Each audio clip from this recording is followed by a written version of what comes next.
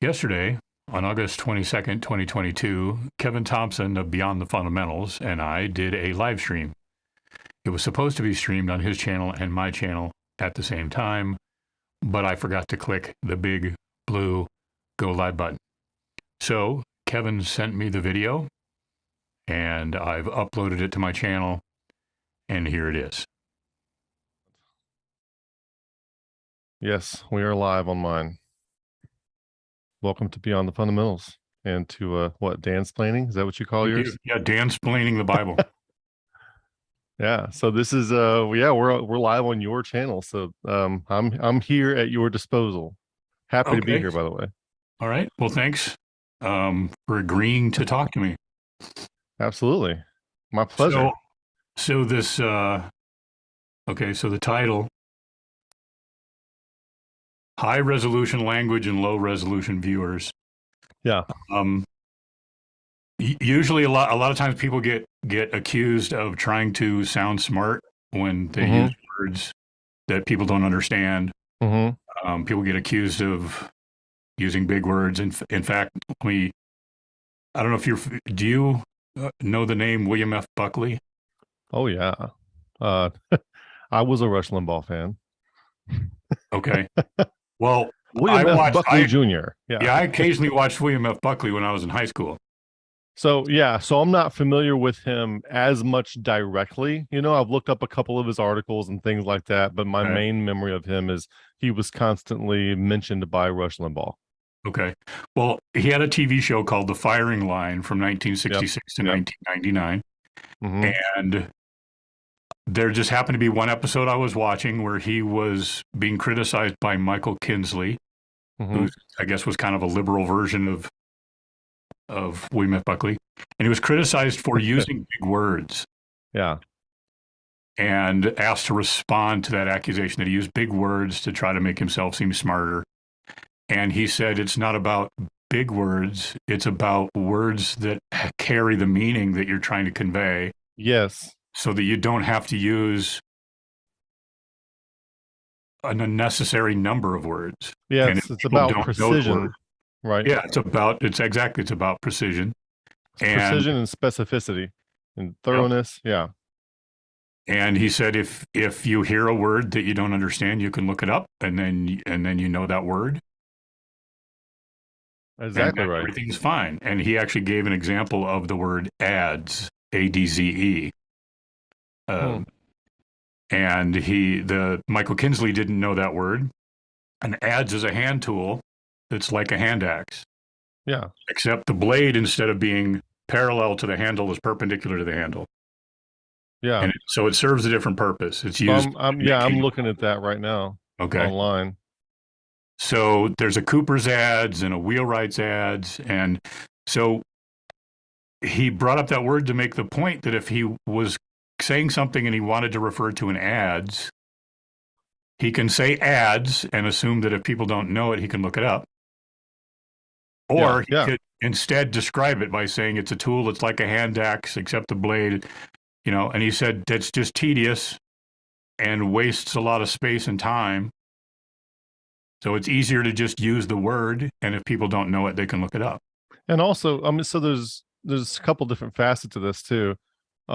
Also, sometimes at the beginning of a dialogue, you might define a word or a phrase for the sake of the dialogue at the beginning.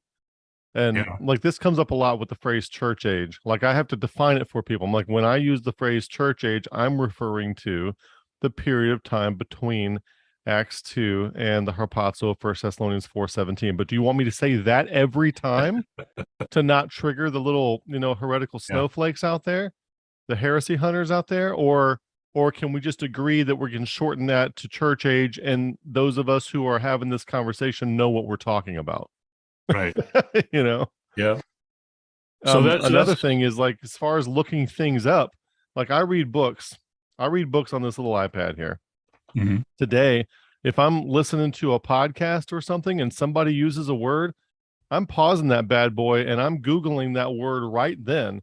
And then I'm snapshotting that definition and adding it to my vocabulary shared album on my phone.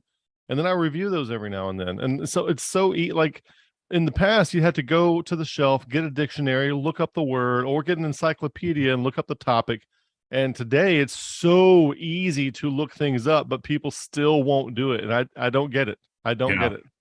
Well, and see, I don't know how long it lasted, but there was a change in how they taught children to read. And I don't know when exactly it was, maybe back in the 80s. When I was taught to read, I was taught that if you come to a word that you don't know, Right.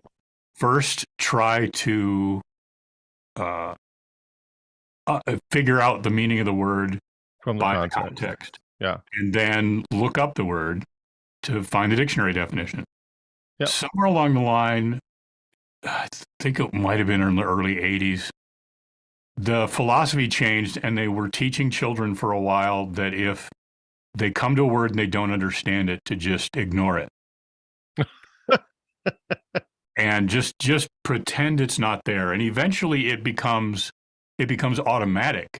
I mean, they people who are trained to read. I never heard of this. They actually got taught this? Yes. And people who are taught to read like that, they get to a point where they don't even see the words they don't know.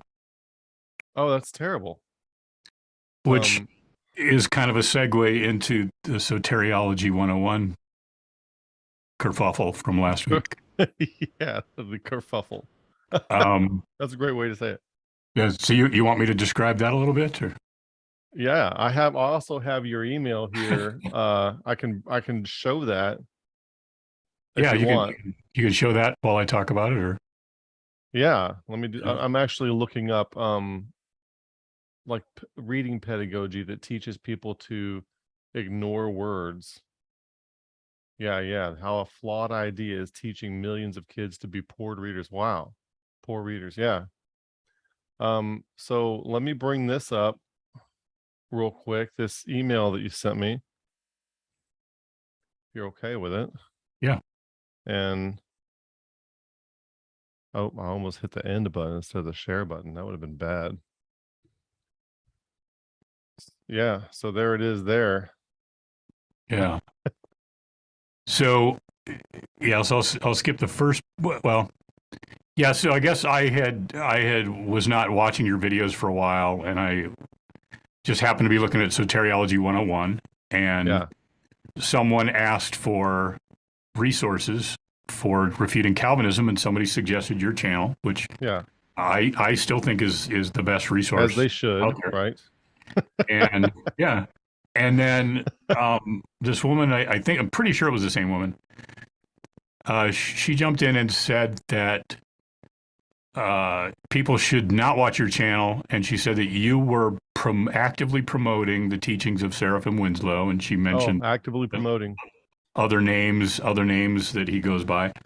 And then said that in the video, one of the videos where you were talking to Seraphim, you said that Christianity could not help you save your marriage, and so you were looking elsewhere for wisdom. And that didn't sound like Kevin.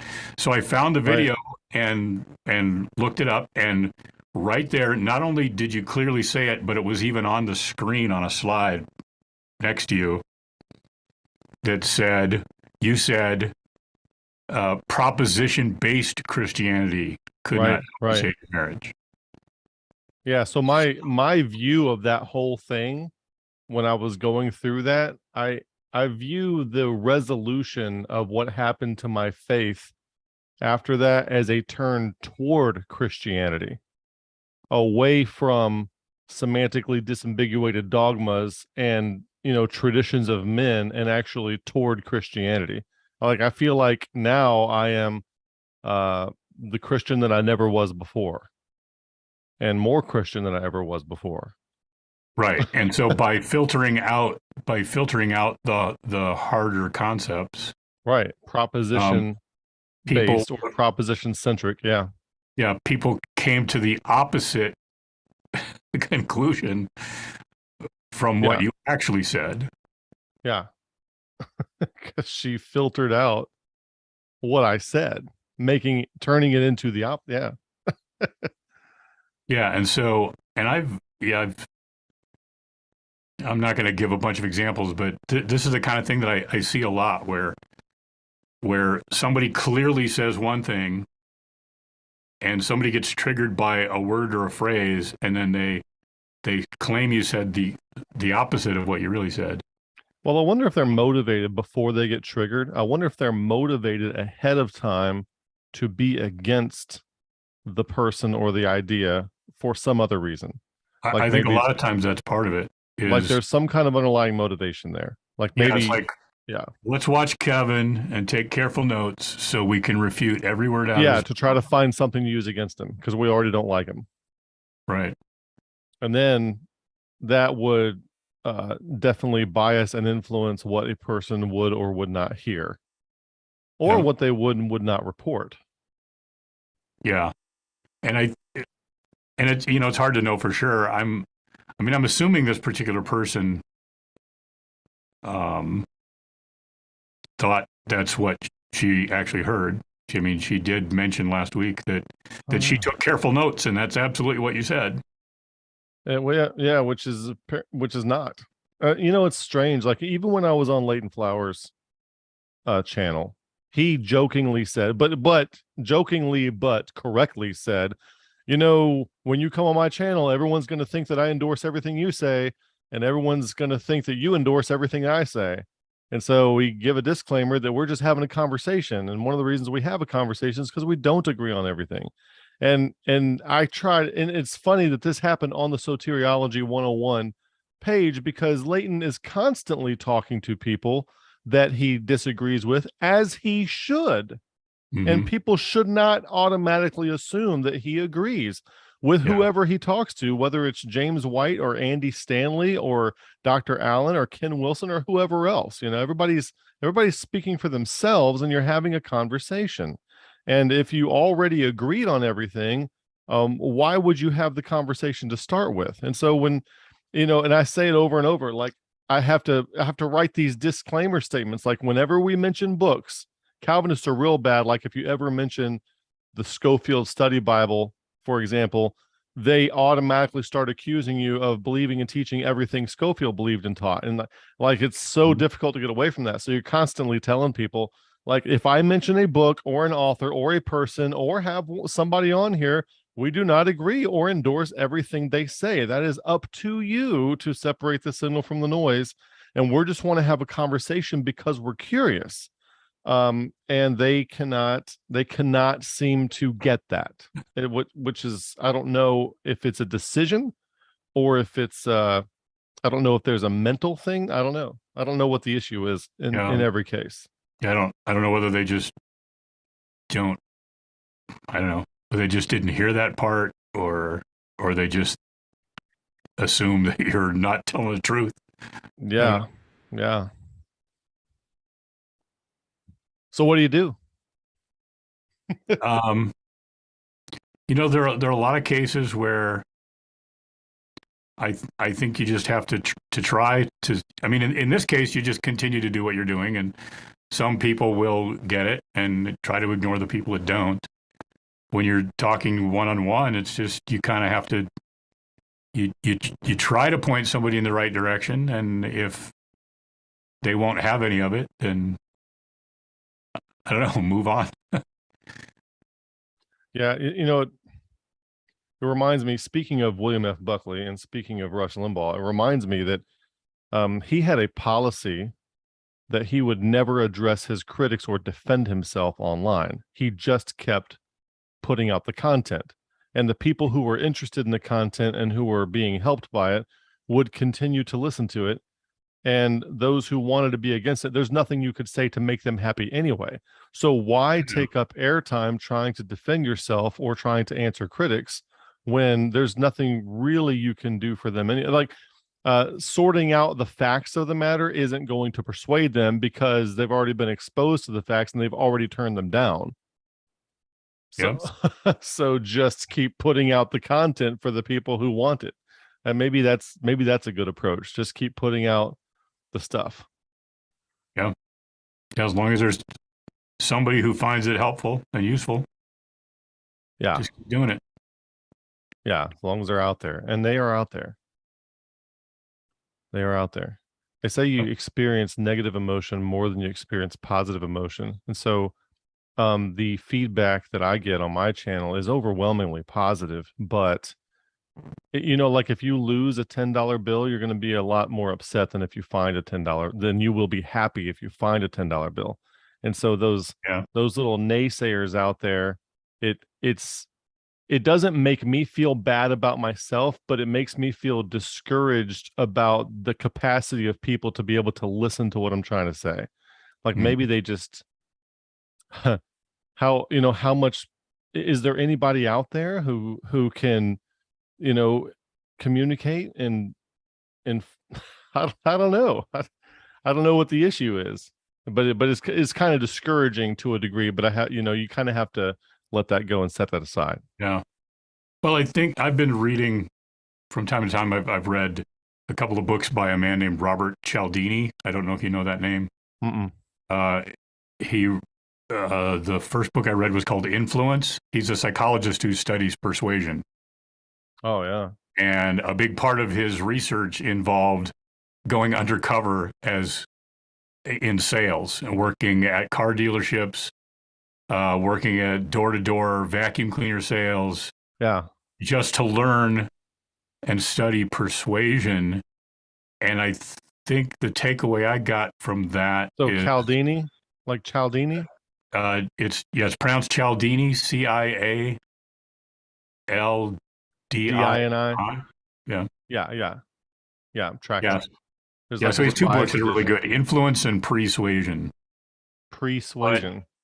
Yeah, but people are just more persuaded by, I don't know, emotions, circumstances, almost anything other than logic and reason. And it's just the way it is. So it's like you want to say if you're having a debate or if you're having a study, whether it's rivalrous or not, we think that the arena of stuff that we're dealing with is facts and evidence, but facts and evidence is very rarely the thing that gets people to be persuaded of the things they're persuaded of in the first place. Yeah. So why would we not notice that and continue to ignore the things that are the factors while continuing to dabble in facts and evidence, which aren't going to persuade anybody, even though they should be persuasive? And there is a minority of people to whom the facts and evidence do work, but it's a significant minority. Yeah. And the techniques that he describes in these books, I mean, he's very clear about the fact that they're not 100%. They don't work on everybody. Yeah. But if you're trying to sell vacuum cleaners door to door, they only need to work on, say, 20% of the people. Right. In order for you to make your money. To keep you in business. Yeah. Yeah. So, I used to sell rainbow vacuum cleaners, and we had to show, I think, 20 per week in order to make a base salary. Like if we sold 20 a week, we were guaranteed to make $50,000 a year. And that was back in 2001. Okay. And I showed my third one and got a job offer from that customer to go work at his computer learning center. Yeah. I don't know if that was a good thing or not. I don't know. I couldn't decide what I wanted to do when I grew up. So I went to college and got a degree in computer science. I'm still trying to figure out what I want to do. It was funny. It was the guy. I just happened to be one of the leads I happened to land on was the manager for the New Horizons Computer Learning Center. And I pitched him this vacuum cleaner thing. He's like, I want you to come work for me. I want you to come do this stuff. I'm like, okay. So I went and did that for a while. That was fun. That's not the first time I've heard that happen to somebody. Where they were working door-to-door sales and the person they tried to sell something to offered them a job. One time I was at a KFC. I used to be, when I was a pastor of a church, and then after church every Sunday, we take the family and we go to KFC on the way home, get some, chicken and mashed potatoes and the sides and stuff. And we very frequently had a bad time, like almost always got the wrong order, and they weren't very excited and they were kind of rude. Well, like for like a month, there was this one lady in the drive-through who was super professional, always had the order right, had everything going fast, and she was like moving things around like crazy back there. And then I'm like, wow. And I was in the business of hiring and firing people as contracting positions over at Marfarez. So I'm like, if I knew what her skill set was, I would hire her to do anything. I don't care what it is. I would hire her to do anything right out of the drive-through at KFC. Because some people just stand out like that. They stand out like, hey, they can make something happen. Yeah. I'm reading some of these comments.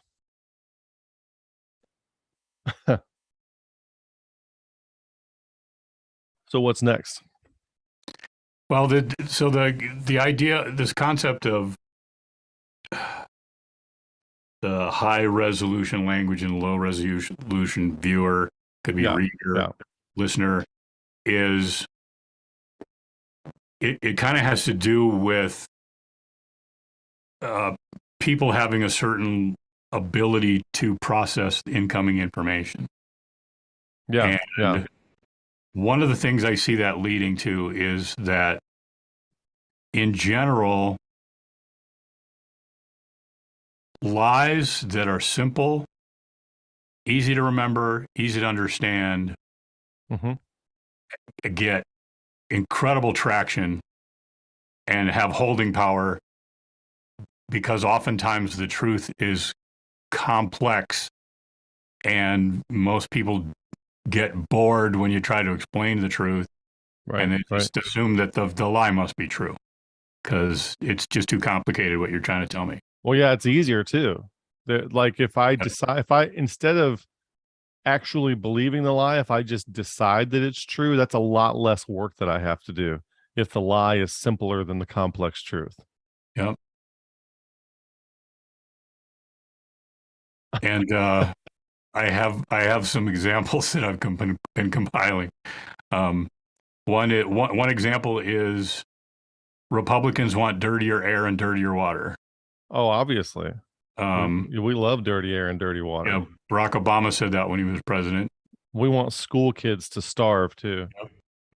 So that's something that's easy to remember, easy to latch onto, when the truth is, well, Republicans and maybe just have different ideas about how to achieve clean air and clean water. Right. Yeah, another one is James White about a year ago said Leighton Flowers hates God's decree. Well, it's constant. It's common for Calvinists to assign rejection of Calvinism to some kind of emotional motivation. For example, Charles Spurgeon says men detest the doctrine of election. They say, no, it has nothing to do with detesting any particular doctrine for any particular reason, other than that we happen to like what's true better than what we think is false. It's it's not a like or a hate thing or a detest thing. Yeah. Like they can't stand it. Their pride won't let this. It's not nothing to do with that.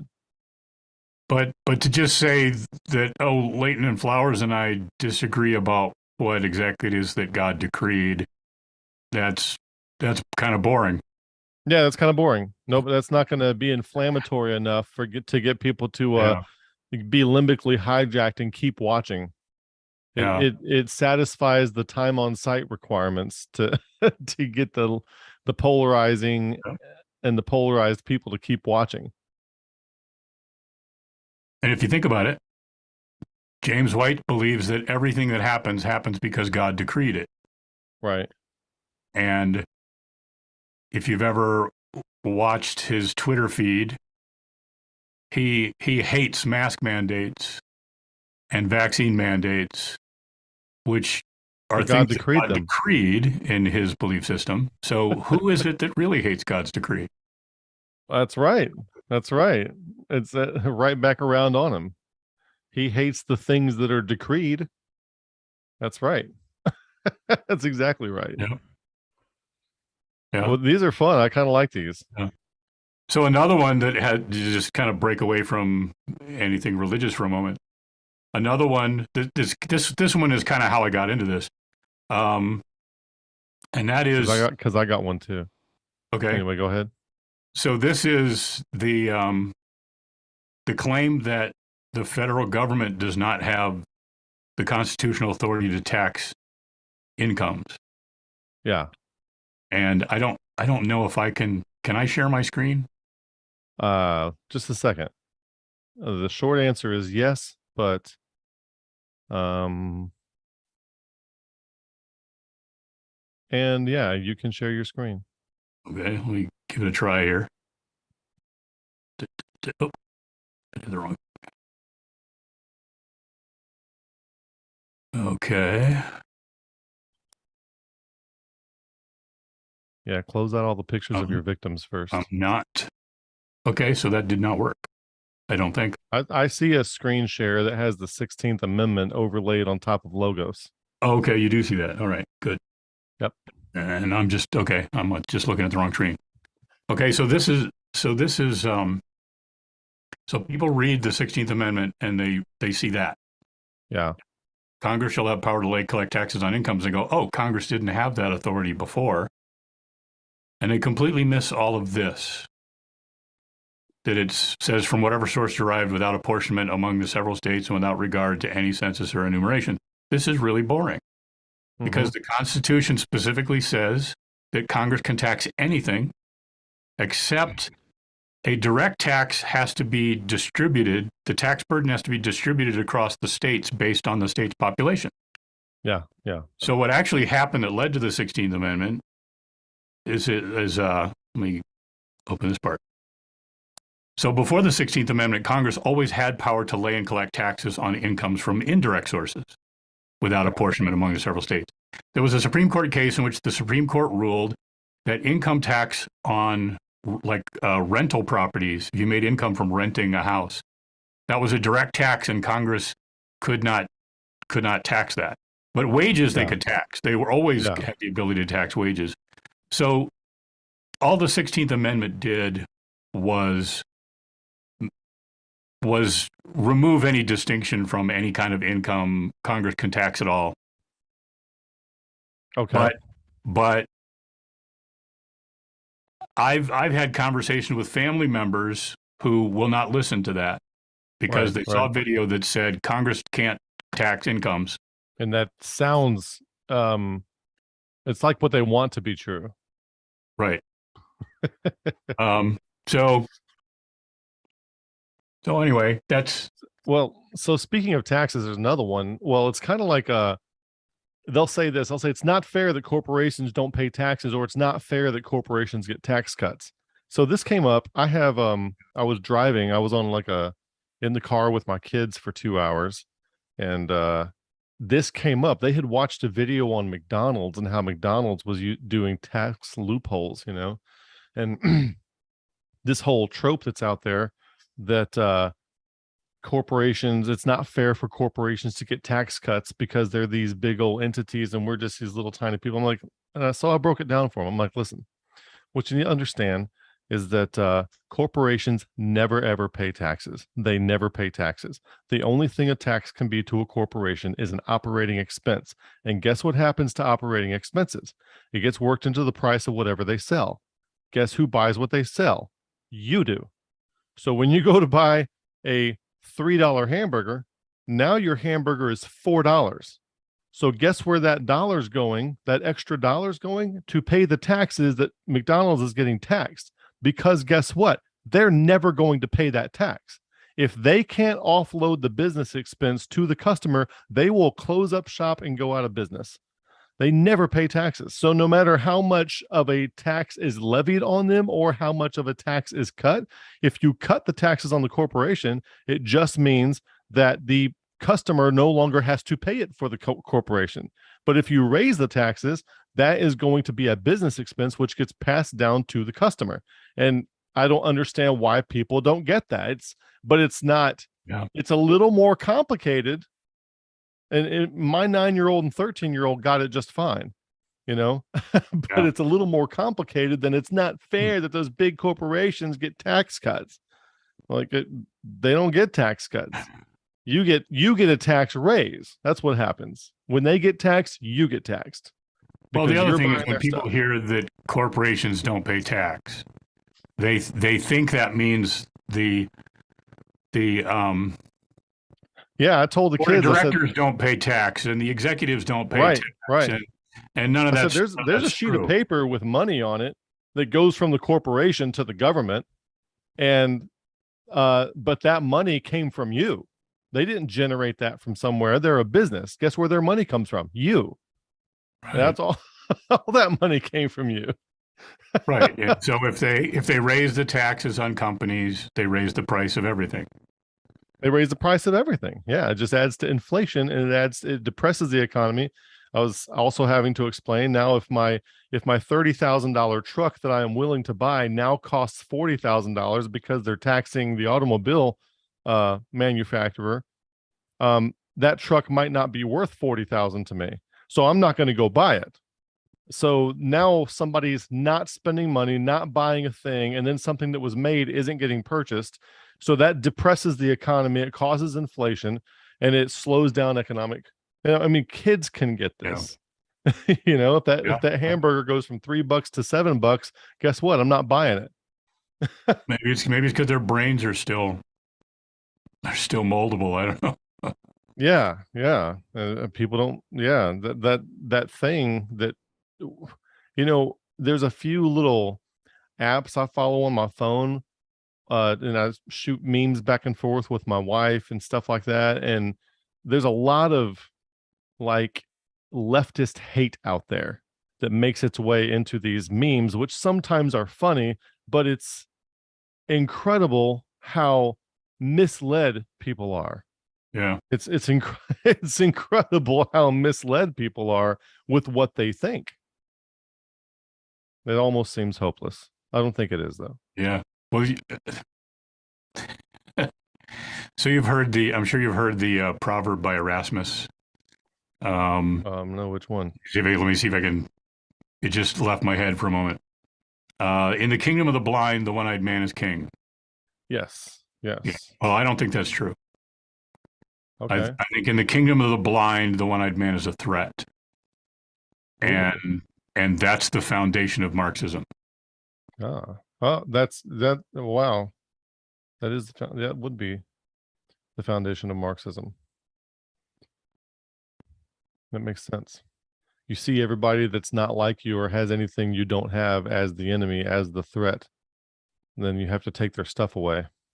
Yep. I was just listening to a video today where in Russia you were not allowed to say that you were hungry because the official dogma was that there was enough food. So you weren't allowed to say that you were going hungry. Yeah. Well, yeah, and in Venezuela, they solved the problem of children starving to death by making it a crime to put starvation as a cause of death Right, on it. right. They couldn't put starvation. Yeah, this is in the same video that I was watching too. Couldn't put starvation as a cause of death. Yeah. Oh, that's crazy.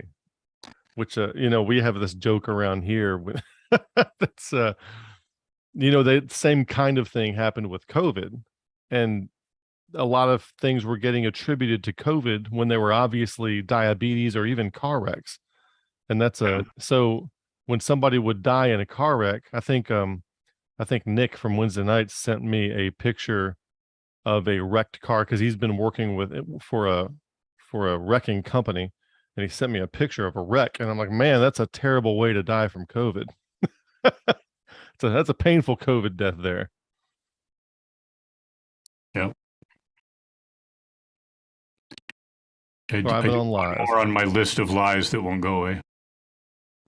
What you got? One more on your list of lies that won't go away? Yeah. Yeah. It's human DNA and chimpanzee DNA are 99% identical. Yeah, I've heard that. And I've heard the 98% identical, 99. Yeah. Yeah. Yeah. It's not even close to being true. Um, there was actually, I don't know how long ago it was, but the original comparison that was done, they used they used DNA from a bank of DNA that was highly contaminated with human DNA. Yeah. And they took fragments of chimpanzee DNA and put those fragments into a scaffold of human DNA. Yeah. And then and also the criteria for identical was 50% the same. So So if like with a all those, particular form or a ADTP or whatever it is, if a particular amino acid or whatever was 50% the same, they called it the same. something like that. It's like they take little fragments of DNA and compare them. Yeah. Um, and just on the surface, since chimpanzees have 48 chromosomes and humans have 46 chromosomes, and their chromosomes are laid out completely differently. It's like double Down syndrome. The closest you could possibly get is 85% the same. Mm-hmm. That's the closest you could possibly get. And then a more scientific comparison using sources that were not contaminated with human DNA, they came up with something closer to 70%. 70%. And the whole point of all this is that the evolutionists need chimpanzee and human DNA to be close enough that they can claim we have a common ancestor within the last X number of million years. Yeah. So there's a causality presumption bias built into that, because you can take, I'm going to get my years wrong, so I couldn't do this. Anyway, the years that they were making Camaros and Trans Ams at the same time, you could take a Camaro and a Trans Am and you could show that they were 99% identical. I did not mean that they both evolved from a dump truck 100 million years ago. Right. It meant that they had a common designer. They came from a common design. And so any good designer would reuse interchangeable parts to build something else if they could. Why wouldn't you do that? Right. And from what I've read, DNA is primarily instructions on how to build proteins. Yeah. And in what order to build them. And would you expect most life forms on this planet to use a lot of the same DNA, a lot of the same protein? Carbon-based life forms making the same proteins. Yeah. That's why we can eat the other animals. So it's really I mean, a lot of it has to do with the mindset. I mean, science is supposed to be you come up with a hypothesis and then you try to prove it false. And if you can't prove it false, then it rises to the level of a theory. And it stands until somebody does. Right. But with things like comparing the human and chimpanzee DNA, the purpose for that was to build, how do I say this? Was to support the preconceived idea that humans and chimpanzees have a common ancestor. Mm-hmm. So the whole process they used was pointing to an objective that they had determined in advance. Right. So they decided the conclusion of the investigation before they commenced the investigation. The other word for that is prejudiced. That's what that is. It's prejudice. Right. I'm looking something up. The more recent comparisons that have been done from what I read seem to indicate that it's actually not possible for humans and chimpanzees to have a common ancestor. And what's the reason for that? Because their DNA is so different. It's so different, they couldn't have come from the same place. Yeah.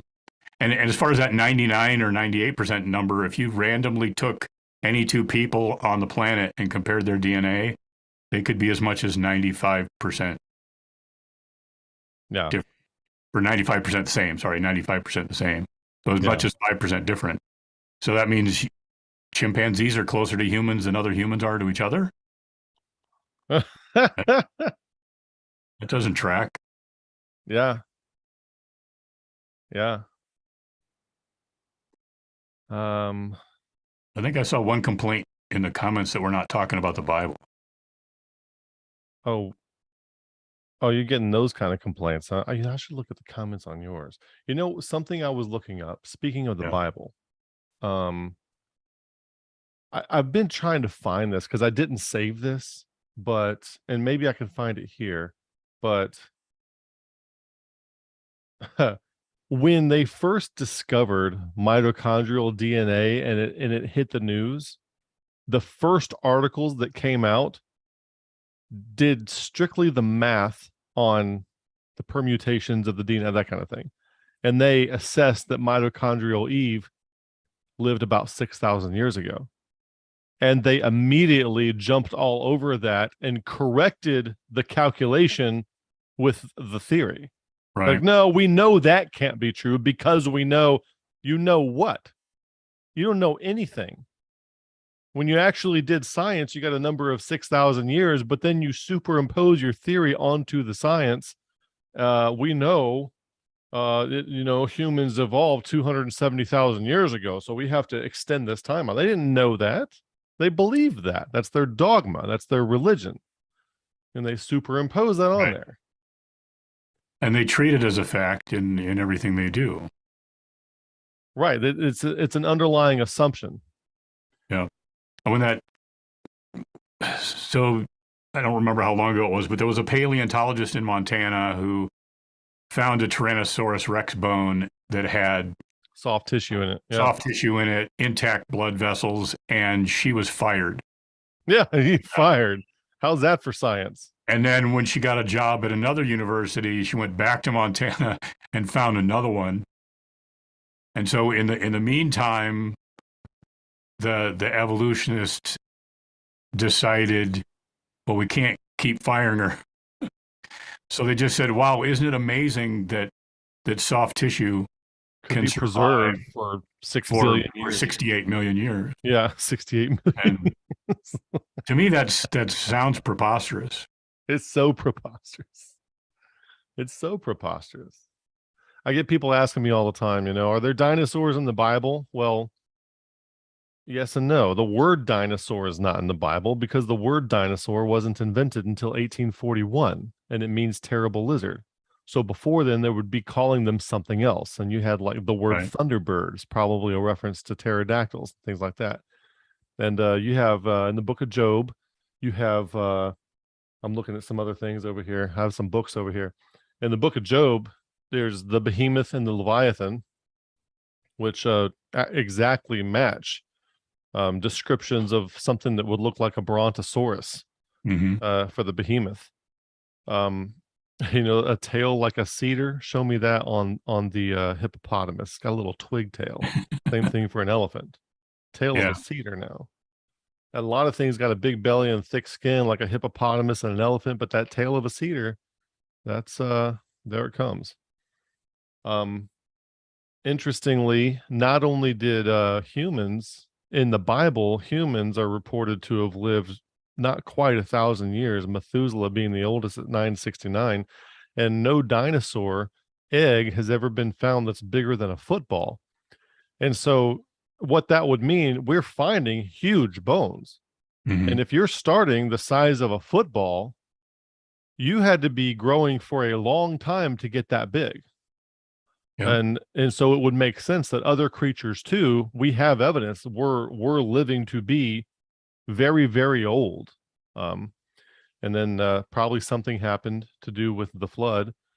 Some people think that there were dinosaurs on Noah's Ark.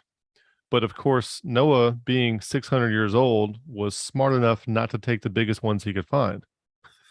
He would take babies.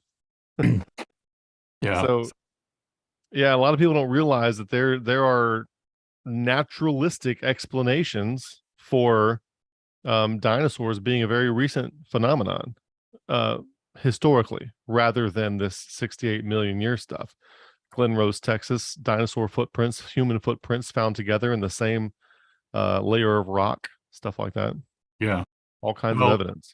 I mean, the only reason they don't have any evidence that the Tyrannosaurus Rex lived 68 million years ago. They just You just go, well, it had to have been a long time ago, so 68 million sounds like a big number.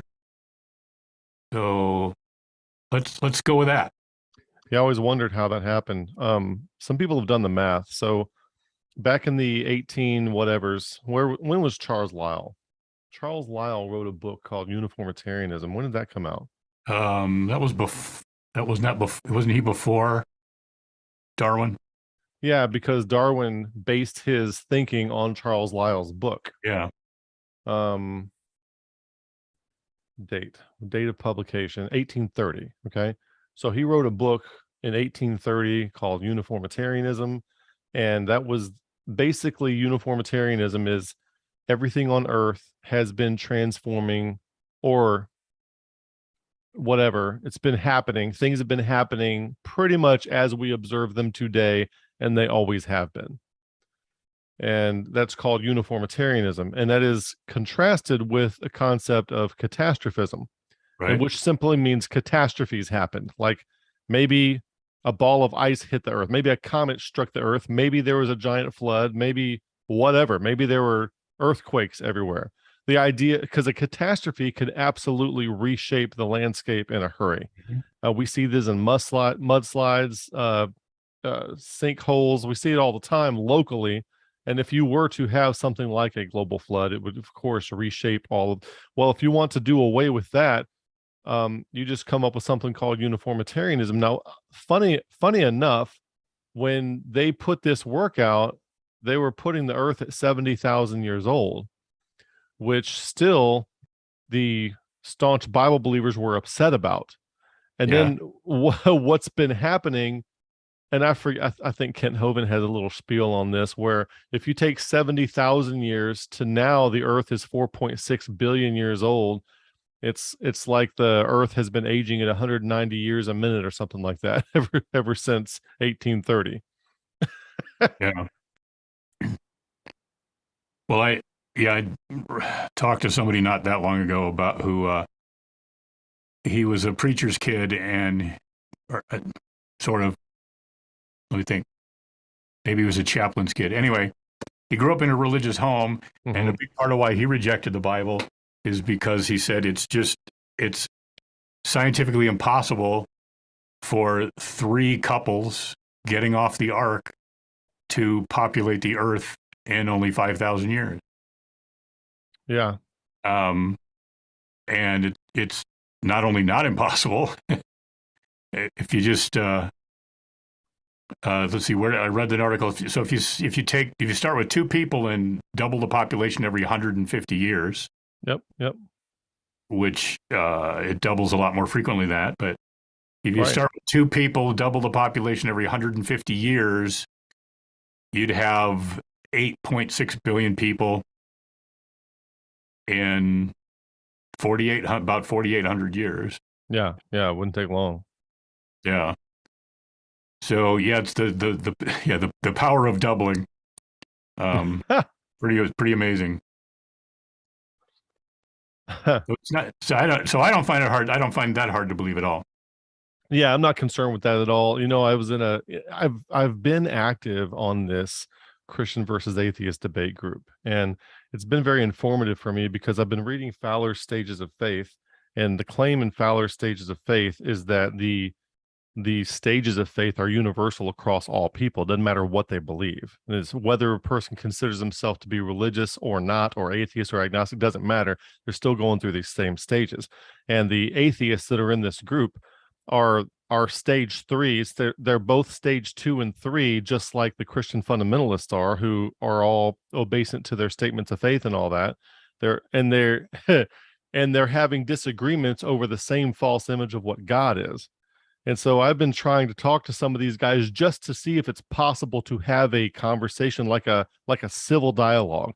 And out of many encounters, I found like 2 who could actually have a civil dialogue and actually acknowledge some points and things like that.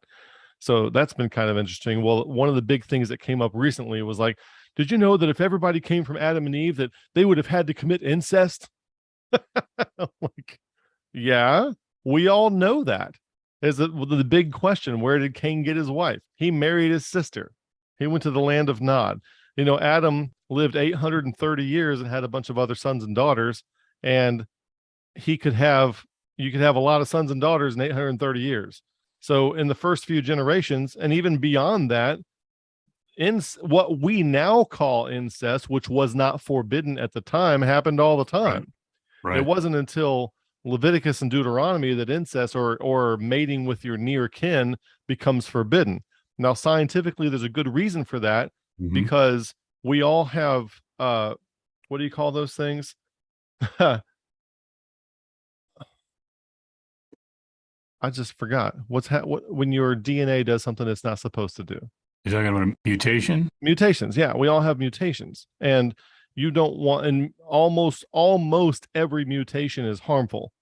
And so if you double up on the mutations that your sibling likely has, that's going to be even further pronounced in your offspring. So it's a good thing to avoid near kin. So it's a good scientific reason to avoid mutations. But in the first few generations, there would not be any mutations. And so it would be safer. And somebody was trying to argue that, there would be no diversity either, because everyone would be the same. Like, no, they wouldn't be the same, because right now, have you ever had, like, I have 4 kids and they're all very different. And Adam and Eve, any 2 people can have, if you look at the DNA, you can have 10 to the 2048 power number of diversity of different kids. Now, you'll die before you get there, but that's the amount of diversity in any two humans today, still, of the number of the different kids they could have, if you could have that many. And they just, I don't know, it's like talking to a brick wall. They're just not getting it. I'm like, there was more diversity in Adam and Eve than there are in people today. And even if you want to presume evolution, you still have the diversity problem, because you're still going back to fewer ancestors than people that we have today. You still have that issue. And then there was a bottleneck at Noah, and if you take your Ham, Shem, and Japheth, you probably had your basic 3 different major skin tones were probably representative in their spouses. It would be my guess. And then as their descendants took off, here we are. We got Asians, we got Africans, we got Japhethites, and there's so many naturalistic explanations for all these things, and they won't hear it. They think it's religion. I'm like, it's really got nothing to do with religion. You could come to these same conclusions if you didn't think there was a God, but that the Bible had some kind of historicity to it, which most of it is just recording what happened. A lot of it. Yeah, and I think behind the scenes there are a lot of atheists who are having a big problem with Darwinism, and I think that's a big part of why there's this big surge in the popularity of simulation theory. Simulation theory, yeah. Because if you're an atheist, you can reject Darwinism by embracing simulation theory. You can, it's also basically the same as intelligent design. People like to say intelligent design was a trick invented by creationists, but it was actually just a lot of scientists who were not Christians observing that all of life is based on an overwhelming amount of information. Yeah, if you're genuinely scientific, you have to remain open to all the options. Yep. And wherever they lead. Yep. And also simulation theory involves special creation. Yeah, exactly. Because you believe that some programmer or race of programmers designed this earth and designed the humans for. It might not have been a race of programmers. It might have been a few high school kids in the break room. Yeah. So basically, I see simulation theory as we could be the throwaway science experiment of a bunch of rebellious teenage kids of whatever that people. Yeah. Anyway, go. I didn't mean to interrupt you. No, that's right. No, it's young Earth creationism for atheists, because they can. I mean, all the major tenets of young Earth creation, they can accept them as long as you replace God with a programmer. So then there's that, and then there's panspermia. Zechariah Sitchin's type stuff. They believe that there is some kind of, and all this does is remove the problem one level, but the idea that there is some kind of superior alien race out there.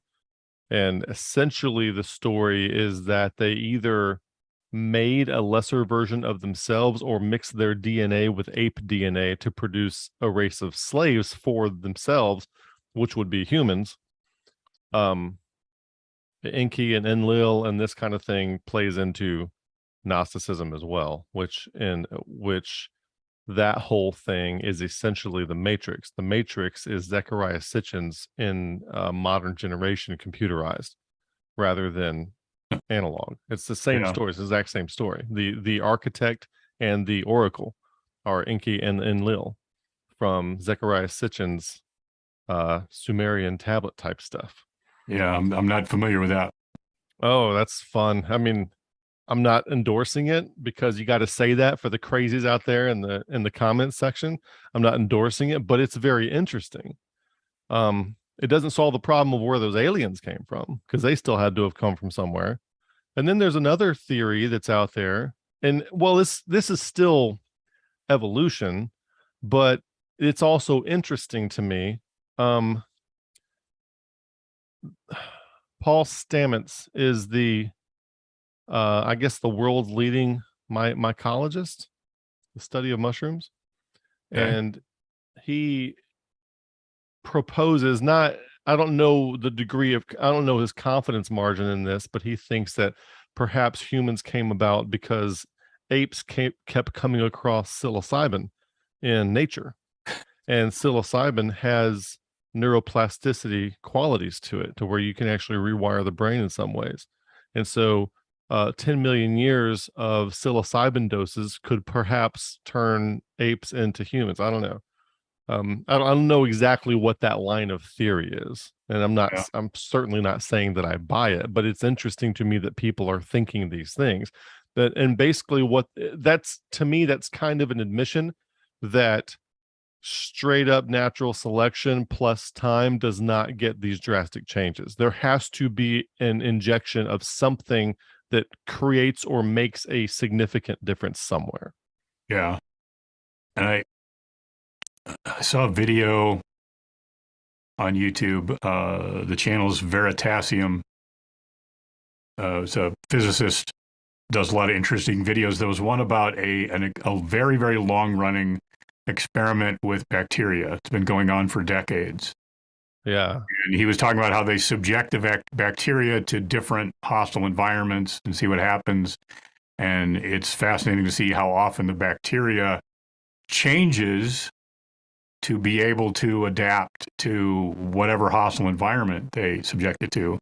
And he said that experiment proves evolution is true. But really, all it does is prove that bacteria is adaptable, because no matter how long this thing's been going on, everything that results from this experiment is still bacteria. So that that brings up another issue. There is a misperception about creationists. They will say, you believe God created everything 6,000 years ago just as we see it today. No. We don't believe that at all. Whatever God created, whenever God created it, was like it was then. And all the creatures have the capacity for adaptability. And there has been, so I believe in gradual change over time. So I believe in evolution as far as it can be observed. Like right. you might go from one kind of beetle to a different kind of beetle, or maybe alligators and crocodiles had a common ancestor, or maybe some saltwater and freshwater fish had a common ancestor that are otherwise the same, or maybe dingoes, wolves, and coyotes had a common ancestors, but it was a dog. It wasn't a hamster, a whale, or a tomato, or a banana. Yep. You know, because I mean, think about a Great Dane and a Chihuahua. Who would come across that in nature and think it's the same animal? Nobody would. But they are genetically compatible.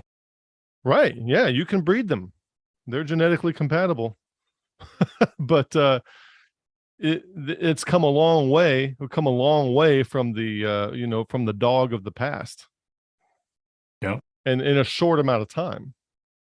And yeah, I think you can have great variation. I think there's a limit to it, Yeah. but I Well, think you what's can have great interesting, variation and adaptability. yeah. What's interesting is that most of the variation we see in dogs, for example, is the result of intentional Right. choices made in breeding dogs. Yeah. Yeah. So that's not natural selection. Right. That's oversight Unnatural selection. selection. Unnatural selection. Well, Jordan Peterson makes this big deal about in addition to natural selection, he makes a big deal about sexual selection, which to me seems like a kind of seems like a subcategory of natural selection. But Yeah. still, what is it that people find attractive and want to mate with or wind up mating with?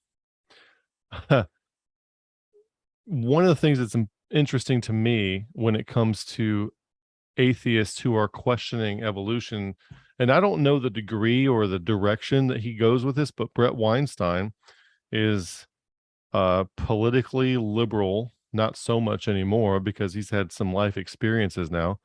A politically liberal evolutionary biologist who frequently says, I think Darwinian evolution is all wrong for a variety of reasons. Now, what I have not heard him give what those reasons are.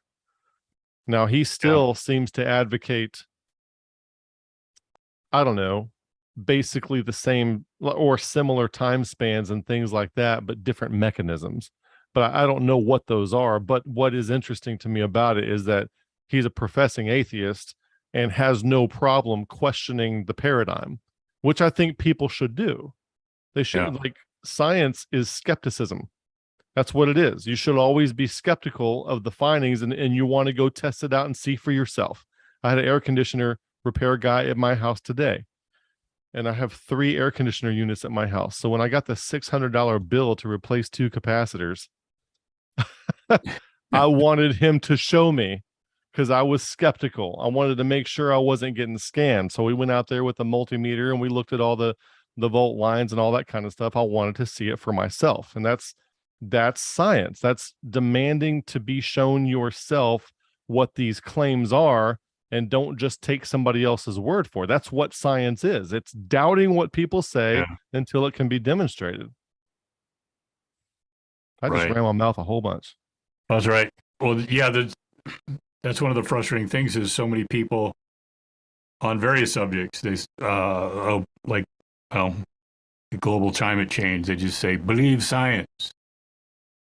Like, well, science is not some infallible body of knowledge that Right. It's not. it's, It's a process. it's the pursuit of knowledge. Right. It's the process by which we pursue knowledge. So somebody said in the comments on this end, they said you could take 2 wolves and selectively breed their descendants to eventually get poodles, but you could not take the 2 poodles and breed back to get wolves. That- And that because a poodle or a chihuahua, that kind of thing, it's a loss of genetic information, yeah, not a gain of genetic information. yeah. So you would It's a have really to good point. remix that genetic information back in there at some point in order to go Yeah. backwards. Yeah. And I actually don't have any comments on my channel. So You're missing out. only watching yours. But yeah, I mean, that's an excellent point that all of this adaptation, it kind of leads to the subject of speciation, which we've kind of already been talking about without using that word. But yeah, speciation is where you start off with a population of one species and somehow they become separated and isolated. And then over time, they mutate in different directions and adapt to different circumstances. Or sometimes the And then they mutation can become cause the different species. separation. Hmm? Or sometimes the mutation can cause the separation. Right. Like there was a type of beetle that had a mutation where some of the beetles were born without wings, and they were all living on a rock face. Well, then that's where they lived. That kind of beetle that lives on rock faces. I don't know what kind that is, but the wind would come and it would blow them away, and it would only take the ones with wings, and the ones that were mutated and didn't have wings stayed behind and started their own wingless species of beetles. Right. And then over time, but there's still beetles. Even though the original population could interbreed, and it's less information. yeah, Now they don't have, they lost exactly. the genetic information for wings. Yeah. So you end up with two different populations that can no longer interbreed, and it's because of the loss of genetic information. Right. Because of the loss. And so, and also with the word species, sometimes you have to educate the atheist on that word too, because scientists can't even agree on what a species is for sure. What's the Right. dividing line between when the difference is a species or a genus kind of thing? And that whole kingdom, phylum, class, order, family, genus, species thing, people try to read that back into the Bible. They're like, you telling me that Noah got all the species of all the animals on there? The Bible doesn't say species. Species isn't a word being used until Carlos Linnaeus comes along in 1729. The Bible uses the word kinds. So you didn't need a wolf and a dog and a coyote. You needed a generic dog or wolf, whatever it was. You only needed one kind of that animal. And all the other varieties that we have came from that pair that was on the ark. So the Bible spoke in kinds. The word species is a later variety that we use. Yep. And that kind of genetic differentiation and separation can happen in a very short period of time. It doesn't require millions of years. It can happen in just a few generations. Yeah, Roberta said it's a man-made classification system that's argued about all the time. Yeah, all it is an attempt to classify what we see. There's no animal out there that understands its own taxonomy and is making sure they follow it and obey it. Yeah. They're not doing that. It's hilarious. Yeah. And yeah, atheists think that we're cynical of evolution because of a religious thing. I'm actually not. I really am not. I try to be open and willing to follow the evidence wherever it leads. And evolution theory is just a bridge too far on so many things. There's so many reasons in the solar system and on planet Earth that those time spans can't exist. So many reasons. Yeah, I used to be dogmatically young Earth creationist based on Genesis chapter 1. And as I've gotten older and read a lot more, I've kind of come to the conclusion that I could, under the right circumstances, be persuaded that Genesis chapter 1 and 2 might be figurative. Yeah. But so far, I'm not aware of any scientific reason why I should accept Darwinism. Right. I think about that too. And you know what's really interesting to me is to listen to someone like Jordan Peterson talk about the Bible from a psychological standpoint. He did a lecture on Genesis. And so I don't think that we're going to have any shortage of meaning if it turns out that the literal perspective people have winds up not being the ontology in which we live. It's not going to give me any heartburn. I really don't care. But I do find that certain things, like we've been told for years and years and years, that all the layers represent different ages. Well, that can't possibly be true for a number of reasons. There's no erosion between the layers. And there's fossils all in the layers, the geologic column, as they call it. There's fossils all in there. In order for something to fossilize, it has to be buried quickly before it can rot and before something eats it. If something dies today out on the surface of the land out here in my front yard, it doesn't sit there in perfectly good tact waiting 7 million years for the next layer to form over on top of it. It doesn't sit there. It rots, or something eats it, or something like that. In order to get a fossil, it has to be buried rapidly before it can rot or be eaten. You have polystratofossils, which is multiple layered fossils, one tree going through multiple layers. That tree did not grow through those layers for billions of years. Those layers formed Yeah. around that tree. And, you look at Grand Canyon, that's supposedly, millions and millions of years old, carved out slowly by the Colorado River, where even the evolutionists don't believe that anymore. Even the paleontologists and geologists don't believe that anymore. And they're now admitting that it is a washed out spillway. And one Yeah. of the things that helped them see that was the aftermath of the 1980 Mount St. Helens eruption. Spirit Lake, the aftermath of that eruption caused a 1/6 scale canyon, all the water running off, that was like Grand Canyon, but about a sixth of the size, complete with layers, polystratofossils, and fossils in the layers, with no erosion between the layers, just like we see at Grand Canyon. And we watched it form in 6 weeks in 1980. Watched it form, and then by the 1990s, there were completely petrified tree logs in the bottom of Spirit Lake, polystratofossils going through multiple layers of mud and rock. So we see everything happen in just 6 weeks.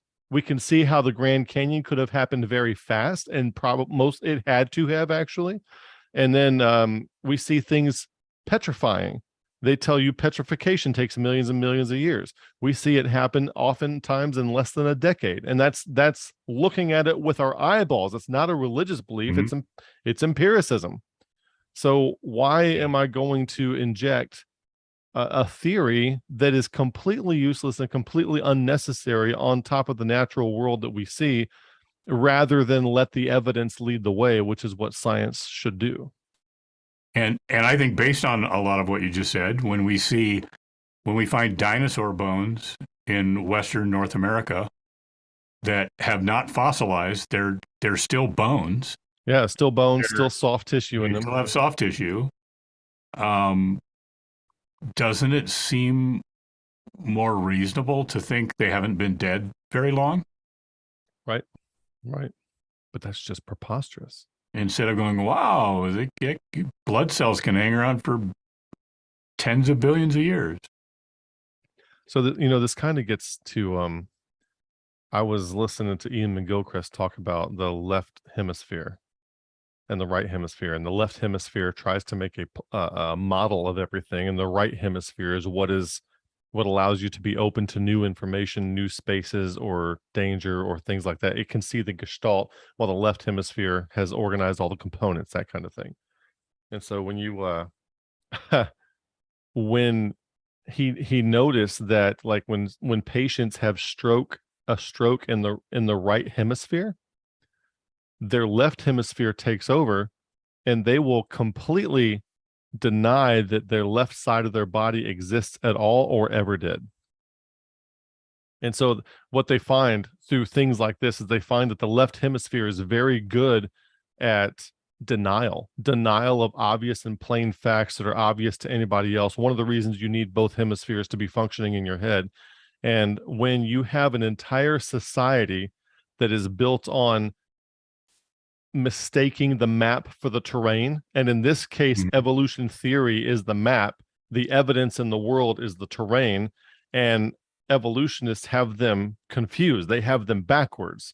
They've confused the map for the terrain, and they're in complete denial whenever there is evidence to show that the theory is not correct. It's supposed to be what, a hypothesis and a theory until it's proven wrong. How much proof do you need? How much soft tissue in dinosaur bones do we need to find until somebody says, okay, maybe 68 million years was a bad guess? Yeah. And I read that Louis Pasteur did a lot of the things he studied in the late 1800s was because Darwinism depends on spontaneous generation. And Louis Pasteur was trying to disprove spontaneous generation. Yeah. So, for example, he studied the fermentation process that produces wine. And he's the one that identified that it was actually a microscopic organism that was eating eating carbohydrates and then giving off carbon dioxide and alcohol, when previously the belief was that you just leave fruit juice out and it spontaneously turns into alcohol. Spontaneously, yeah. Yeah. Yeah, it's fun. It's interesting what them facts will do. What somebody said, spontaneous generation goes all the way back to like the Greeks about 400 BC, when they thought that swamps spontaneously produced crocodiles. Yeah, maybe. And to me, evolution is just as inane as that and flat Earth. It is, evolution theory is the new Dark Ages Catholic Church dogma of the current era. Interesting you should mention that. This is an idea I'd completely forgotten about, but I was taught as a kid that Galileo was punished by the Catholic Church because the Bible teaches a geocentric universe, and the Catholic Church was very determined they had to protect that, and so they punished Galileo. But that isn't what happened. That's exactly not what happened. What actually happened was the scientific consensus of the day, going all the way back to Plato, was that the Earth was the center of the universe. Yep. And Galileo was challenging the scientific consensus. And it just so happens that a lot of the people who were in the scientific community were math professors who were Jesuits. Yep.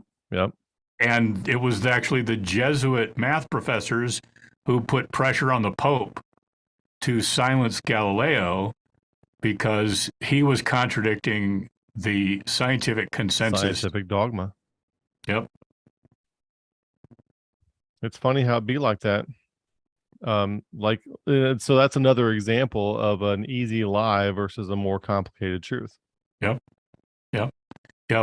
You may be aware of this. I don't know, but you're familiar with Michael Crichton, who was a science fiction writer. Yes. Yeah. Well, if you Google Michael Crichton and scientific consensus, if you're not familiar with this article, he wrote an excellent article. Yeah, I think I've heard of this. Not sure how long before he died, but it was about how completely illegitimate scientific consensus is.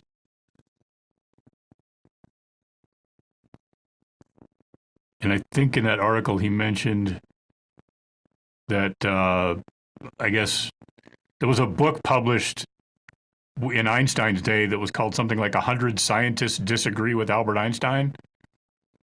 And somebody asked Einstein what he thought about that book. And he said, if I was wrong, they would only need one author.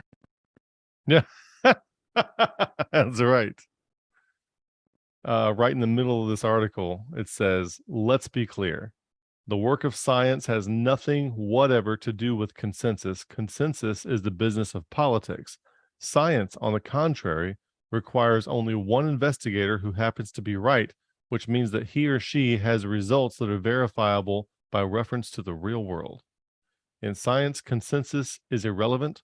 What is relevant is reproducible results. The greatest scientists in history are always great precisely because they broke with the consensus.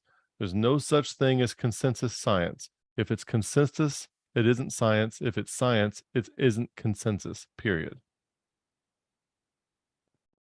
Yeah. Whenever you produce, so what if you ever one of the, I don't know if you call this a mistake, but if you're ever debating an atheist and you start to name qualified scientists who happen to be creationists, what they will answer with is they're like, no matter how many names you give me, I can produce for you a list of atheistic scientists named Steve that outnumbers your list. Yeah. And they're all named Steve. It's the Steve list floating around out there. Yeah. Somebody in the comments, Molly's Donut Shop, mentioned flat Earth and arguing with flat Earth people. A few years ago, when I found out there was I live near Denver, and when I found out there was a flat Earth, the annual Flat Earth Conference was being held in Denver, my reaction to that was, are there really enough people who believe the Earth is flat to have an annual convention? Yeah, So they I come to it started, from all over the globe. yeah, I started reading everything I could find about it. I think my wife and my daughter were afraid I was going to become a flat earther, but I was fascinated. I was fascinated by their arguments, partially because I saw a strong similarity to arguments in defense of Calvinism. I haven't quite exactly put my finger on what it is, but it feels, I don't know, it feels so similar. Yeah, it does. I have a meme that I saw today. I'm actually trying to figure out how to get it onto the screen. Um, Let me see if I can do this. I'm gonna pause this and back it up. Um, and now I'm gonna see if I can share my screen where you can see this. You see that? Flat Yeah. earthers, when they see a roundabout, not a flat about.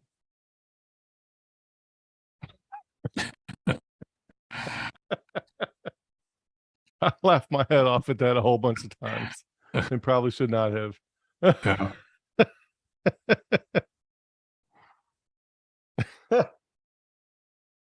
I guess I wonder if when flat earthers look up in a telescope if they see a bunch of disks out there instead of planets. Yeah, I don't know. I remember I don't remember how old I was, maybe junior high school. My brother had gone off to college and he had a old telescope, and I'd heard something about Jupiter was visible at a particular time of night. And so I took it outside, and with my brother's cheap telescope, I was able to see Jupiter, and I think I counted, I can't remember whether it was 7 or 12. I could see the moons, and I could see in the telescope they were spherical. Yeah, yeah. Um, Unless the disks all have to be facing you at the same time. well, that's true. I guess it could have been an optical I mean, they illusion. probably knew you were looking, and when they know you're looking, they do camera tricks, to give it It that is oval look. it is fascinating how many of their arguments kind of make sense up to a point. Yeah, Um, but there are a couple things that stop me. One is if the sun is basically a floodlight that's on a track, which I yeah, think they believe, why is there ever night anywhere on Earth? That doesn't, I don't understand that. yeah. You ought to have direct line of sight to it all the time. Because like, yeah, maybe during parts of the day it gets really small and Shows dim, you that, yeah, it's just so but far away. but it's still far above. Why does it disappear behind the horizon? I, I don't know.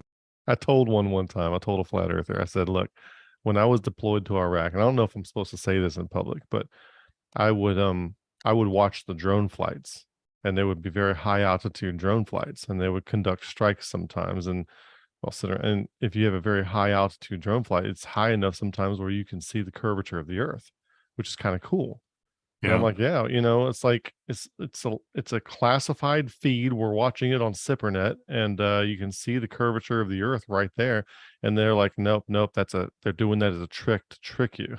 they they have these lenses that make it look oval. So like they have these lenses that only affect the horizon and nothing else. yeah, Doesn't affect the curvature of the Jeep or the building that you're looking at. Just affects the horizon. That's impressive there. That's yeah. impressive to have a lens like that. I want to know where they get that lens. years ago, I saw a video of a guy who was doing repair on a radio tower, and so Hmm. he had to climb this tower, and I think it was 1,700 feet. Yeah. And there was actually a section of the tower where there was no place for him to attach his harness. So he was actually free climbing without a harness for Oh, something like 10 feet. that makes me feel ill. Uh, but even on that tower, you could see the curvature of the Earth. So I live in Baton Rouge. I just moved from New Orleans in 2020 after I got married, and Lake Pontchartrain has power light poles that go along the road on Lake Pontchartrain, right? And it's just a lake. You're just driving 25 minutes from across the lake from New Orleans to Covington. Well, when they measure the parallelism of the light poles, because of the curvature of the earth, they are centered, they are built with a level. Well, when you measure the distance between them, they are slightly not parallel to each other, kind of like spokes on a wheel, Right. even in just that short amount of time, a short amount of space. Yeah. Interesting. Still has to be some kind of trick.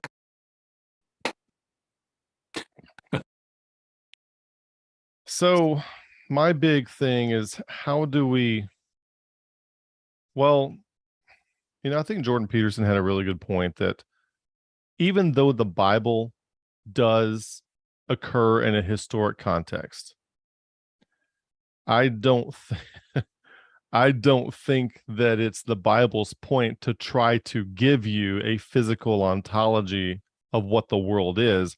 It's just giving you a narrative that happens to take place in the world. And when it's giving a description, it's not trying to be dogmatic about the ontology within that description. It's just trying to let you know what's going on. Right. And I think there's some value to that. People speak phenomenologically. Today we even say the sunrise and the sunset. Well, the sun's not rising, the sun's not setting, we're spinning, but we still say that. So I don't have a problem with phenomenological language if it sounds like, if they talk about the four corners of the earth. I saw a advertisement for the Marine Corps in the post office that said defending the four corners of the earth. Does the Marine Corps think the world is flat? It's just a figure of speech. We still use it today. Right. Hey, what do you think about the gap theory? Somebody put that in the comments section. Is that a bridge too far for today? Well, I guess it would depend on what exactly people mean by the gap theory. Yeah, there are a couple different flavors of it. Because I thought, okay, for example, there's a Hugh Ross gap theory, and then there's a Ruckman gap theory.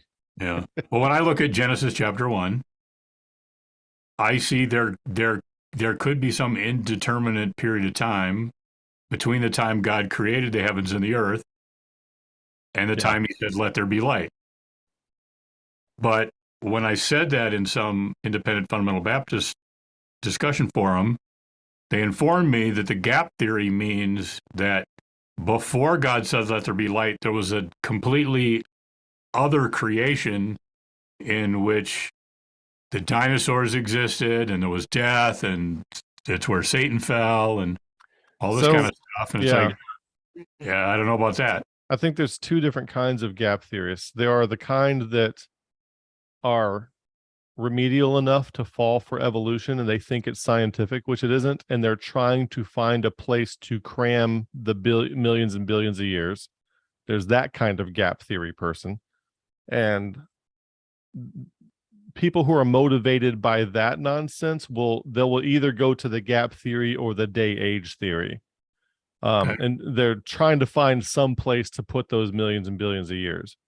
Well, the other kind of gap theorist, for example, Peter Ruckman, and Michael Pearl here is mentioned in the comment section, and I don't know this for sure, but I think that Pearl and Ruckman see eye to eye on this, but I could be wrong on that.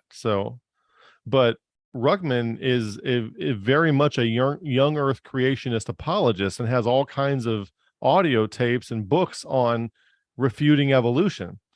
But his mechanism for the gap isn't so much as a place to cram time as it is an explanation for why when Adam and Eve show up, there are already the devil has already fallen. There's already angels. There's already been some kind of war in heaven where a third of them got kicked out. There's this whole thing where the devil and his angels, a pre-Adamite civilization. So all this stuff happened according to their version of the gap theory, but it's they're not using it as a mechanism to sweep, 4.6 billion years under the rug. Right. I don't see a reason to subscribe to either one, but I think they're interesting. Well, and see, I guess the way I understand Genesis, Somebody mentioned 1:1, Missler, I think Larkin too. Yeah, I'm sorry. Go ahead. Genesis 1:1, where it says, "In the beginning, God created the heavens and the earth." A lot of people assume that the word heavens refers to heaven. Yeah. And I'm not sure it does. I think it's more likely to refer to everything that's part of our physical universe that's not Earth. Okay. Like the sky and space and Right. planets and all that stuff. That's what I think it probably means by the heavens. Yeah, to me, I take it phenomenologically as somebody standing on the way they would use the phrase the heavens, somebody Yeah. standing on Earth looking up. That's the heavens. I have my immediate atmosphere, then I have outer space, that kind of thing. Yeah, so I don't think Genesis chapter 1 tells us anything at all about the creation of heaven or angels or any of that. Oh my goodness. Maybe that's just me. Well, I saw a comment. I don't know if Elizabeth in the comment section is joking or not.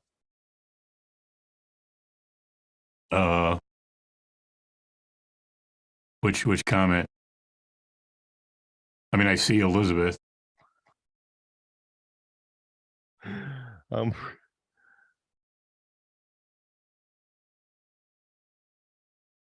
see you're saying ACOG believes gap theory. I don't know who ACOG is. Well, I Googled ACOG, and okay.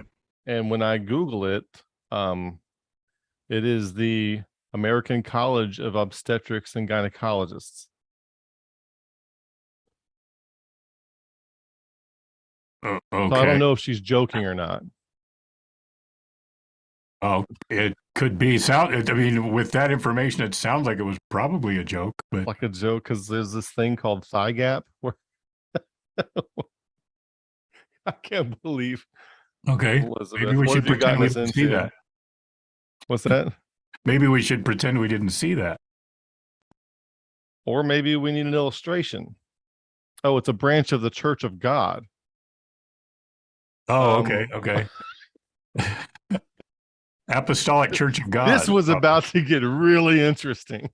Okay, so it's probably the Apostolic Church of God. I'm kind of disappointed now. I really wanted it to be the medical thing. Apostolic Church of God. ACO. Yep, the Apostolic Church of God. It's interesting. There's so many different groups within Christendom that I probably haven't even heard of most of them. So were they founded by the medical people? Yeah,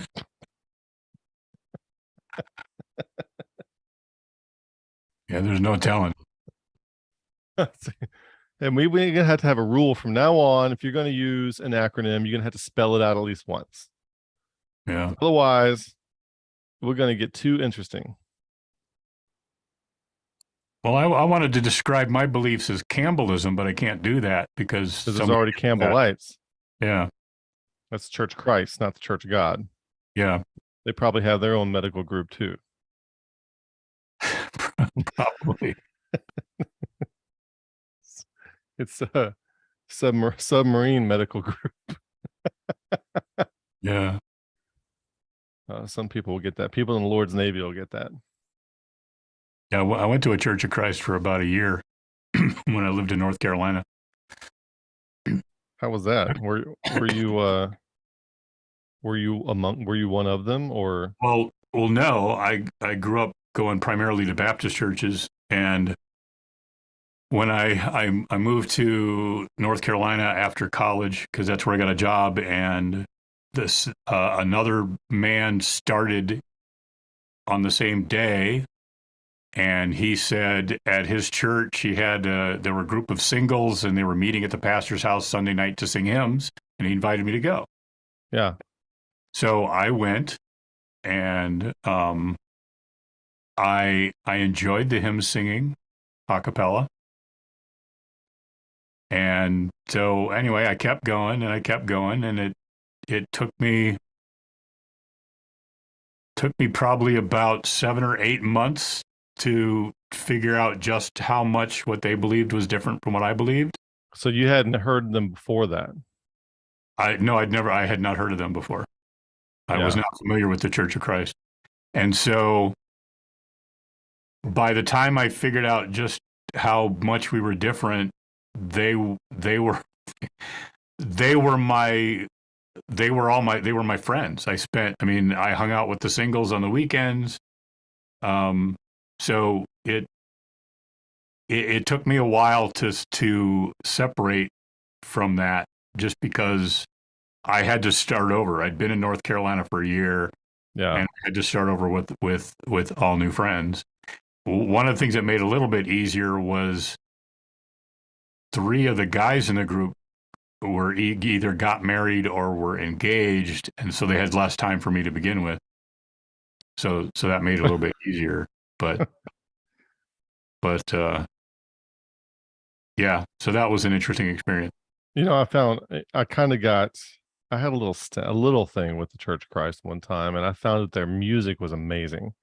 So I knew that Independent Baptists, they preach against everybody. So I knew about Church of Christ before I ever encountered them. But also as an Independent Baptist in Tampa, Florida, we were listening to this group called Acapella. Well, acapella is without musical instruments. So don't you know that the Church of Christ is going to eat that up because they don't use musical instruments. Yeah. So, and of course, Keith Lancaster is Church of Christ. So I didn't find that out till I got a little bit older. But I just happenstance, I was home from college one day during the summer, and I was playing basketball outside, and there was these other 3 kids out there my age, and they were singing these a cappella songs that I'd known since I was a kid. And I'm like, whoa, you know those same songs? And I wound up like leaving and going on this weekend trip to this Church of Christ youth conference thing where there's thousands of people there. And I had a lot of fun. It was great. I had a lot of fun. I didn't get all mixed up in it and stuff. It was like that weekend, and it was that was it. Mm-hmm. But yeah, it was a lot of fun. I thought the music, I was blown away by the music, by how like everybody could sing and everybody would sing. And it was good. I would go back just for that. Yeah. I would even let them baptize me if I could hear that again. I love the music. And actually, so it's kind of interesting because I did let them baptize me. Mm-hmm. I got to the point where I decided that I never really understood why I got baptized when I did as a teenager. Yeah. And so I decided I needed to be baptized again. So I let them baptize me. And I guess I didn't really make it clear to them that I didn't completely agree with their view of baptism. But yeah, it was interesting when I told the pastor, I was not prepared for this. When I told the pastor I want to get baptized, he went and turned on the water in the baptistry. Oh yeah. You don't want you dying and going to hell without. It was like, you get that stuff knocked out quick. So we're going to do it right now. Okay. And when I left the church, one of the friends that I was in the singles group with called me to tell me that I was going to hell. Oh yeah. So, and there was another Church of Christ like a half a mile away. There was another Church of Christ about a half a mile away, and they would not associate with one another. Oh yeah, they're all going to hell too. Because the other Church of Christ had a kitchen. Oh no. Yep. They know nobody ever had a kitchen. The church didn't have a kitchen in the book of Acts. It's like, okay. Well, you're told to, yeah. So one of the one of the things they said was like, if the church was going to collect money to send to another church that was in financial trouble, yeah, that the only way that was allowed to be done is they had to collect the cash, and then somebody had to physically carry the money to the other church, because that's the way Paul did it.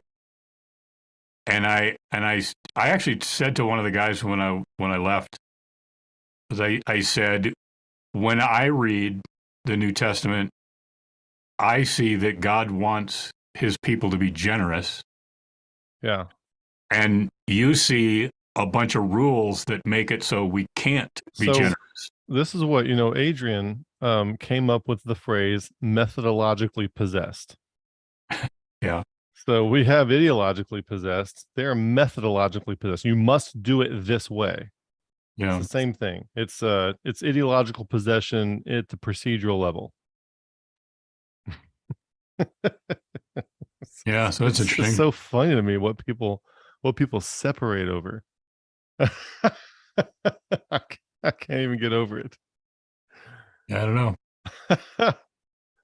know. Somebody saying, "Oh, these guys aren't taking baptism very seriously." Well, it's another thing that Fowler mentions in his book Stages of Faith, is that people in stage 3, they're unable to separate the symbol from the sacred thing that it represents, and they confuse the two. They think the symbol is the sacred thing that it represents, and they confuse the two things. And so when it comes to baptisms, the Lord's Supper, or if you're a Catholic, a crucifix or the wafer, or the doing the little sign of the cross, all that stuff, those are symbols. And in stage 3, people confuse the symbol for the sacred thing they point to.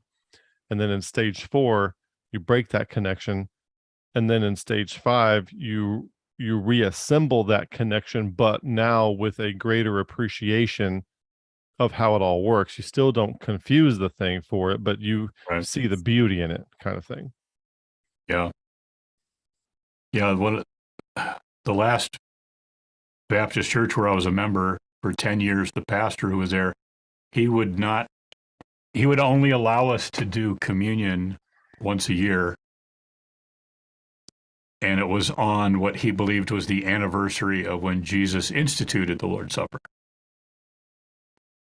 And I ended up. And this was what kind of church? Is Church Christ? It was an independent fundamental Baptist church. Okay. See, this is interesting to me, because I thought about this, because the Lord's Supper is a Passover thing. And I've thought about, like, I would never be dogmatic about it. Right. But it seems right to me to do it when you would do Passover, which is once a year. So this is interesting to me. I mean, yeah, to me, I actually ended up making it. Well, most years what happened was I got called to some catastrophe at work and couldn't go. Yeah. And then the one time I did go, my assessment of the way he did it was such that I never went again. Because I felt like instead of commemorating Christ's death, we were commemorating the institution of the Lord's Supper. Yeah. And it just, I don't know. And then when he decided he was leaving, everybody in the church, the one thing everybody agreed on was we wanted to do communion a lot more often than once a year. And so when we finally got a new pastor, I realized he'd been there like 8 months and we hadn't done communion. And I tried to talk to him about it. And basically what ended up happening was I brought up the verses in Corinthians about communion to try to talk to him about them. And he cut me off and said, Baptist tradition has always been this way. Which, if you know anything about Baptists, and I know you do, there's no such thing as one Baptist tradition. That's exactly right. Way. Baptist tradition is to fight about the stuff. That's the only tradition they've always had. Yep. So, yeah, that was when I decided I was gone.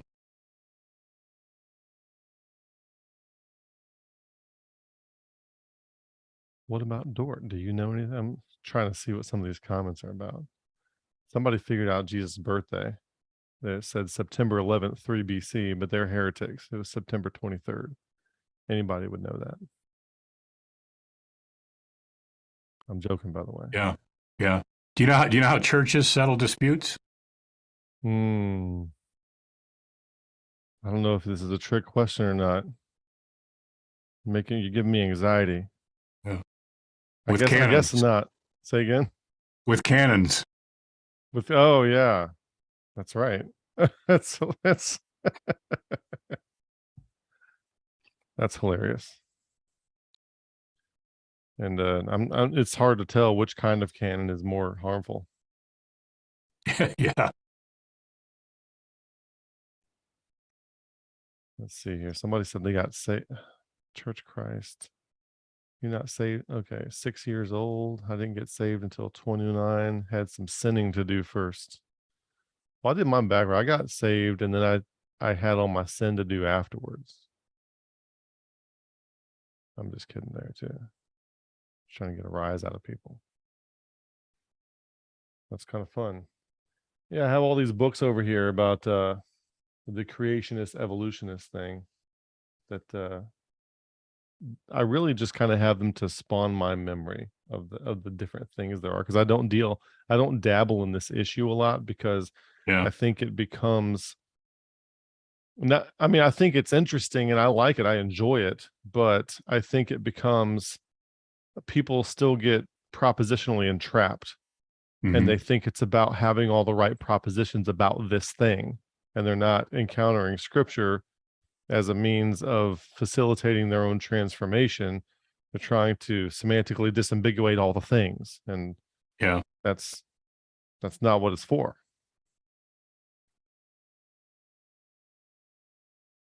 Yeah. I don't know. I kind of think its main purpose is to give us God's perspective.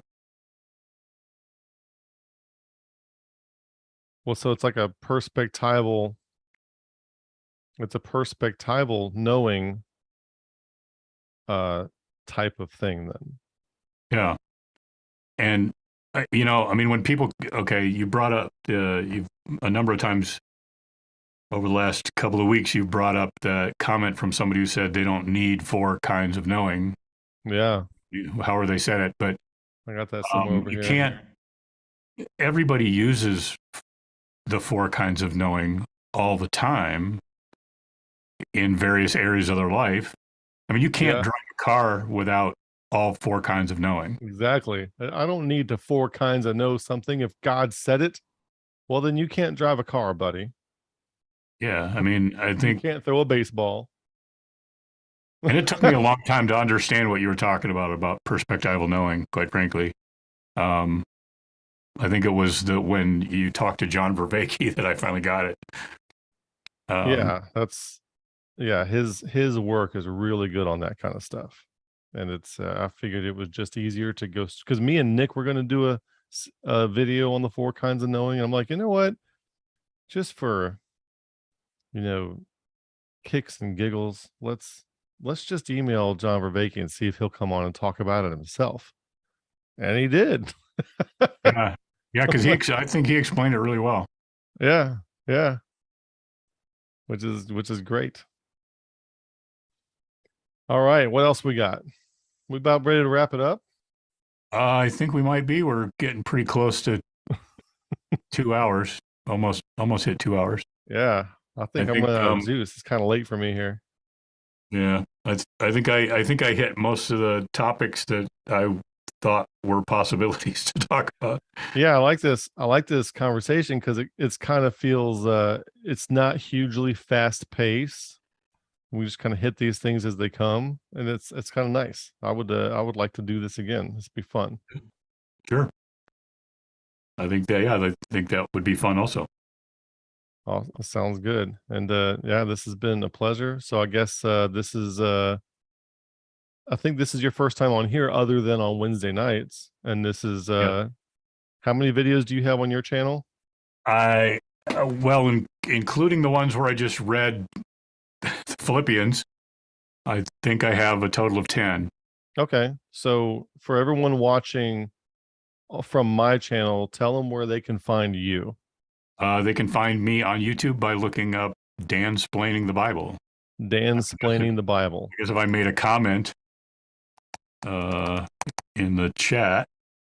If I always have a hard time spelling Dansplaining. Did I spell it right? I don't know. Anyway, since I your made a search. comment, somebody should be able to click on my name there and There it is. I see it right there. find it. Yep. So there Dan is. If you're looking at the comments, Dan's right down there in the bottom. Make sure if you're from Beyond the Fundamentals, go check him out. For anybody named Carol, we endorse everything Dan says. I mean, to the T. We like whole cloth endorse everything that ever comes out of Dan's mouth. You need to know that first. Yeah. No, anyway, this has been a lot of fun. Yeah, and I know that if we did this on just my channel, and I figured nobody ever would have seen it because I have 37 subscribers. Yeah, you got a new channel and you're starting out. So yeah, let's Beyond the Fundamentals folks, jump over there and go subscribe to Dan's channel. And let's get Dan some subscribers and some views, and let's spread around what Dan's got to say. Is a very interesting thinker, Dan, and I enjoy conversing with you, and you make me think, and I will be watching your channel myself. Well, thanks. I appreciate it. And I appreciate you taking the time to talk to me here. Absolutely. It's been fun. Can't wait till next time. All right.